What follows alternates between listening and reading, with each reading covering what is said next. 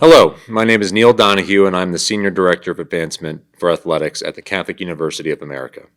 Welcome to this episode of Cardinal Perspectives, a series featuring in-depth conversations with alumni, students, faculty, staff, and the extended family and community of the Catholic University of America. Casey Sommers, head coach, joins James Higgins, Assistant Director of Leadership Annual Giving for Athletics, to discuss women's soccer at Catholic University and how alumni can contribute to the program. Casey began her career coaching as an assistant at Division I Fordham, a fellow Catholic institution, and her alma mater, where she oversaw recruiting efforts and player development, assisted in the game and practice planning, organized social, marketing, networking, and instructional events while creating the team's alumni program.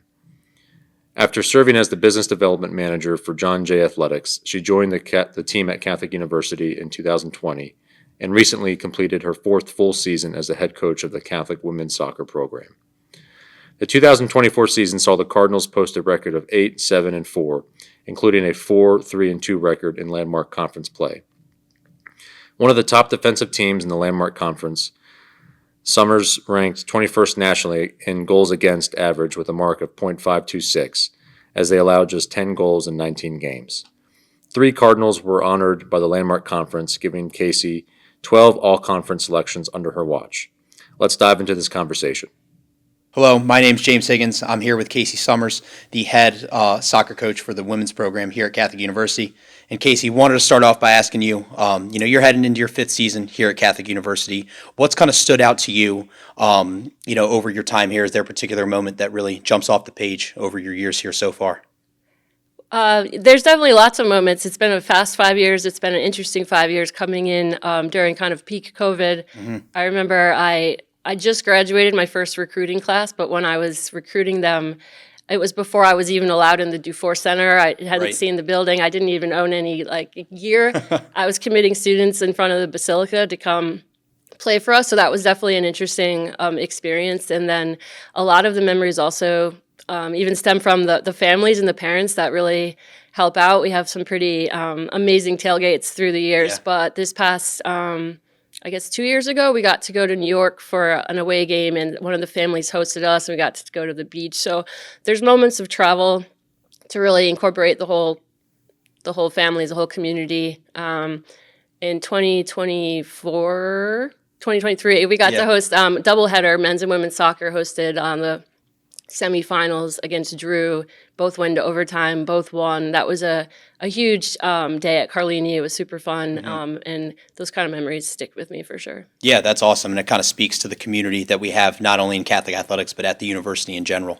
And seeing, the close-knitness that these families have is tremendous. And kind of speaking about Carlini, obviously Carlini Field opened back in 2019. So just before you started, thanks to the generosity of Joe and Christine Carlini, what impact has the field had on the team, and how do you guys, continue to envision it as a home field advantage going forward? Yeah, initially, I kind of consider Carlini Field like the closer for when I'm recruiting. If you get students on campus and you show them around and you get up to that pavilion and look at it, and it's kind of, you can just see it, the voice changes, families want to take pictures, it's kind of a done deal to play in that setting. And that's actually how I felt when I came here to interview for the job. Yeah. I was like, to have a city campus with these facilities on site is just so special. So yeah, we like to protect the nest, defend the district, all the things. Home games, definitely. It's fun. And at one point, actually, a coach of a kind of non-conference rival program said how Carlini Field stresses him out. Really? It just feels very tight, and I think it's just probably the pressure we put on them. But Yeah. it's nice to know that it can be an uncomfortable setting for opponents, or even walking up the stairs that we do every day. The away teams are like, what's this? Can I take a bus? So I think it's a little point of pride for us, for sure. Going back to that, how do you view the fan atmosphere up at Carlini? Obviously you started during COVID, so it was kind of a weird atmosphere, and we're dealing with scheduling scrimmages and not really having anyone around. But what's that been like over the last few years since fans have been allowed back?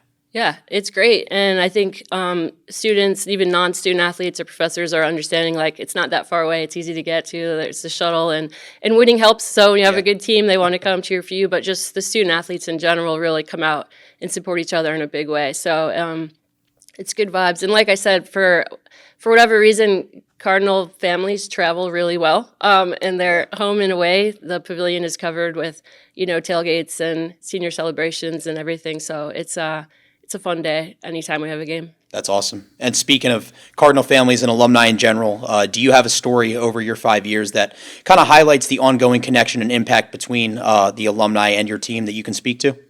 Yeah. Kinsey Jarbo graduated in 2022. She did some extended service programs through Catholic and got a relationship with the Larsh group, and she kind of connected me with one of their organizers before she graduated, and we've been able to continue with our team. We go to their residential communities, celebrate parties, holidays with their residents, and they've come to campus. For us, we've done some talent shows with the group. So it's nice to be a part of a community that meant a lot to an alumni, because then it means something to us as well to keep that relationship going. We've had some success actually just Zooming with alumni to let the players ask them questions about their time or pump them up before a game, a rival game. But I would love to extend that even more to maybe matching up some alum in a more of a mentorship capacity. Like we have a lot of nurses or engineers and just kind of talk about life after college and how they can navigate that world as well. I think that's something our players would really look into. Yeah, and again, that goes back to the community you're talking about between whether it's current families, alum here. Obviously, it sounds like a lot of them are doing great work, but that mentorship piece, I think a lot of them would look forward to it. So that's definitely a great area to grow on, as we keep going forward. And kind of going off that, what are your hopes for the team's development and the success under your leadership, both while you're here, but then also after, as they continue on as alum, once they graduate and coming back to hopefully, support the team afterwards? Yeah.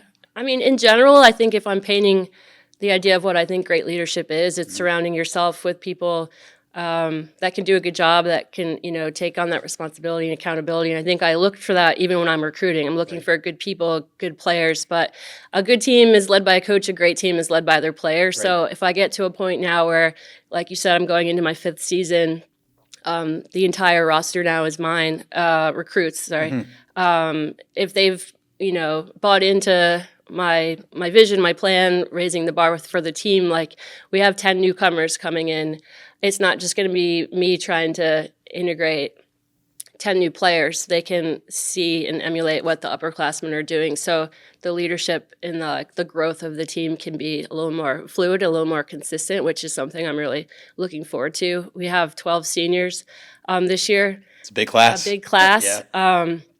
But they get along so well, and as a group, despite the large size, they just really seem to have a singular focus, like how do we make the team the best it can be, and what can each of them do to make that happen. So I'm really excited for them to have their senior year, but have the opportunity to kind of put all of that work into this mission together that they're doing a good job with. That's awesome. And do you think that culture kind of stems from now? You've had a couple recruiting classes graduate now, your own recruiting classes as compared to just having some of your other student athletes for 1 or 2 years. Do you think that culture kind of stems from having them under your direction all 4 years and them passing on that leadership to the younger student athletes? For sure, I definitely think so, but I think they've also helped shape it for me. Like there were things that maybe worked for me at my previous institutions or even at a different time in life, and that work that I've had to adjust. And I really try to empower our athletes to advocate for themselves, to speak up, share what they want. We talk about having adult-to-adult conversations.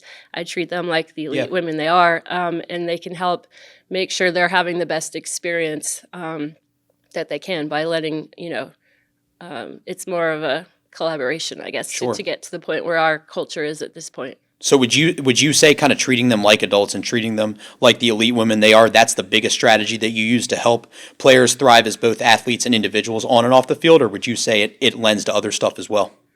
Yeah, that's a big one. I talk a lot about women, uplifting women, supporting women, and that you can have success in your sport, in your area of interest, and that doesn't mean that your teammate can't either. We can all do good things. So, as being a member of the team, a huge benefit of that is finding growth through your peers and through those relationships. And I just want to empower them to be confident and, walk into any setting and know that they deserve to be there and they have a voice, and that definitely want them to feel that when they step on a soccer field, but I think it translates when they go into the classroom or have an interview or do an interview like this, just to know that they're, they can do it. Yeah.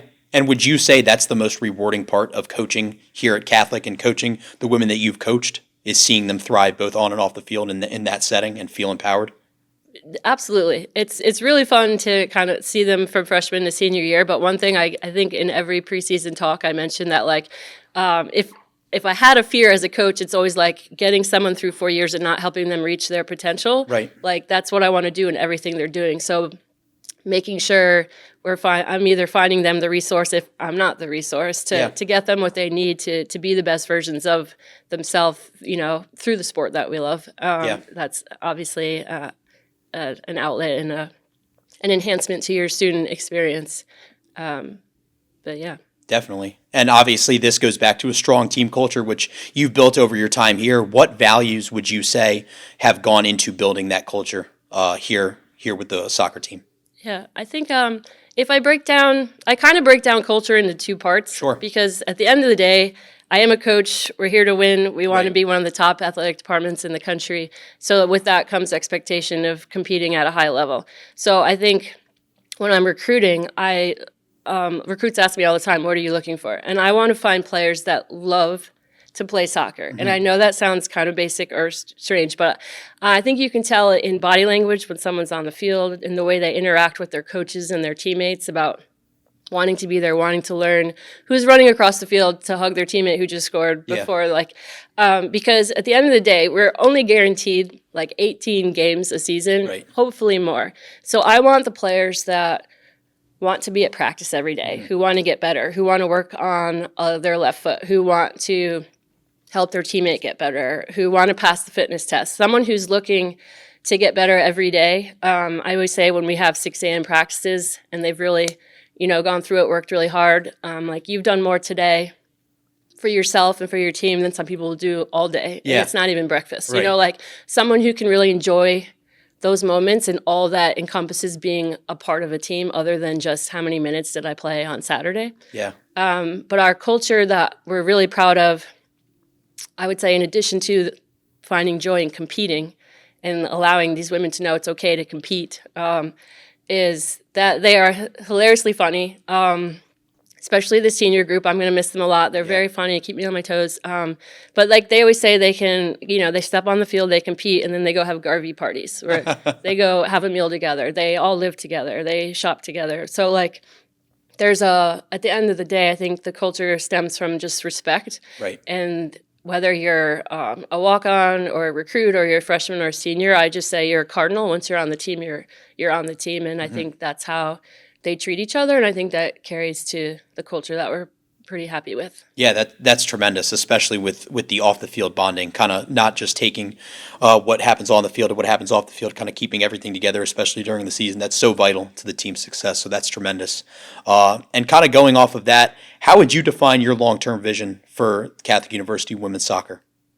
I'm just looking for consistency. Obviously, as a coach, that's kind of what pushes me each year. We've hit new markers last year. It was a goal to be ranked regionally, and we were, I believe, for about 6 or 7 weeks. But when it really mattered, we fell out of that ranking. And I want to be able to get there, stay there, and have that be kind of baseline expectation each year, making that the landmark postseason play, making sure we continue.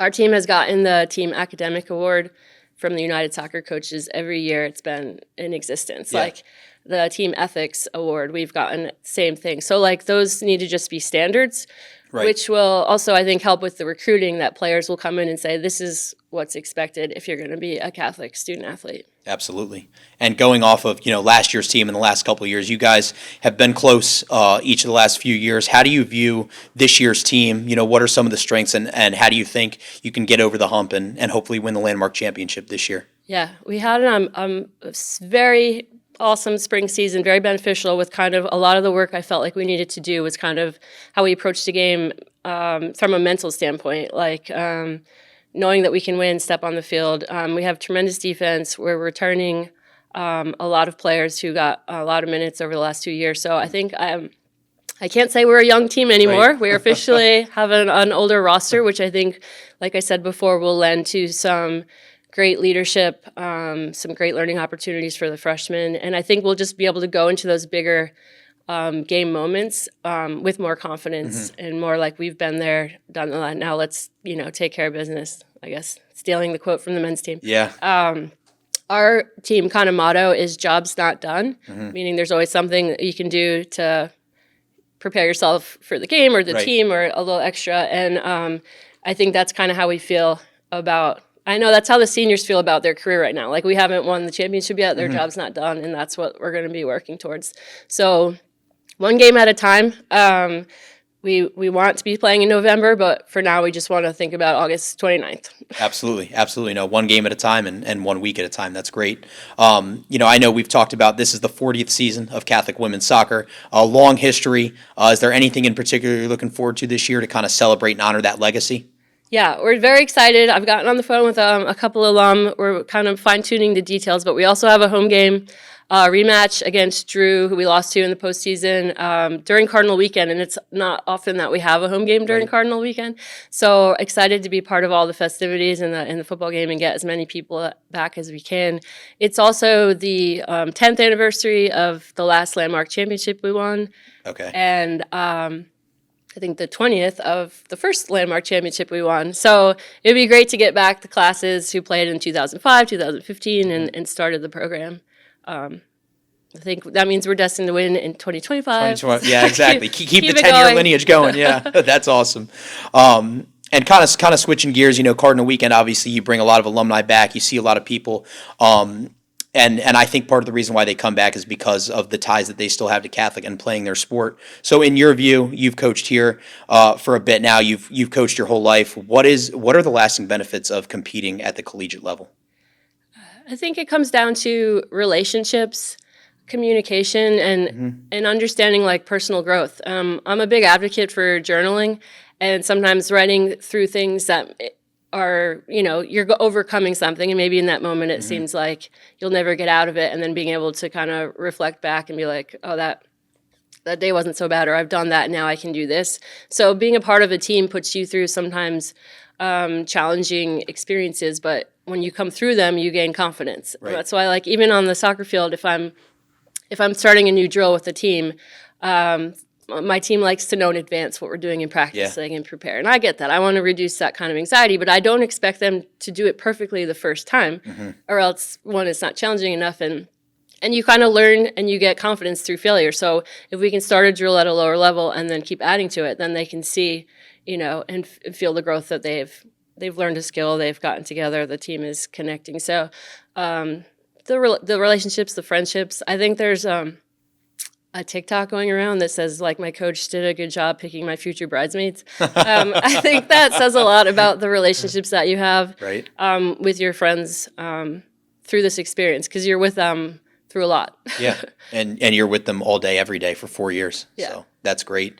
And I guess, kind of switching gears back to overall athletically here at Catholic, we've talked about women's soccer leading into trying to be one of the elite Division III athletic programs. What's on the horizon for both women's soccer and Catholic athletics that you think will make a big impact long term, not only just in the next couple of years?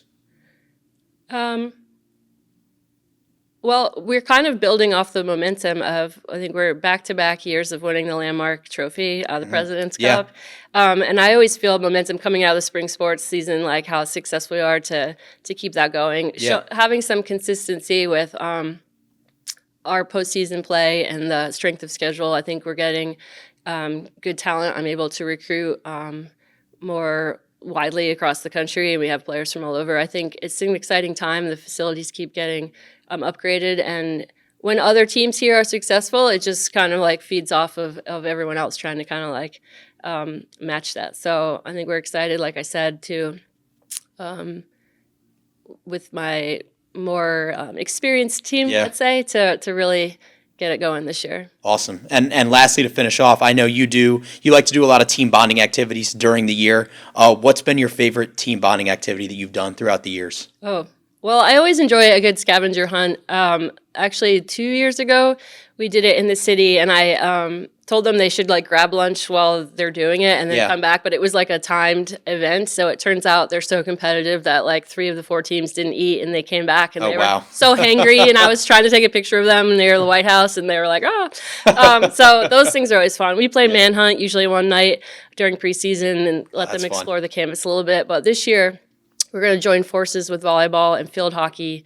And we're going to build some cardboard boats and see who can get it across the pool first. Oh, that's awesome. So it'll be nice to mix it up with some other student athletes when you're here during preseason. And it's a lot of just more of the same. So That's great. Well, women's soccer alum, first game August 29th. And whoever can make it, Cardinal weekend, October 17th and 18th. Please come out for the 40th anniversary. For Casey Sommers and James Higgins, thanks for joining us today. thank you.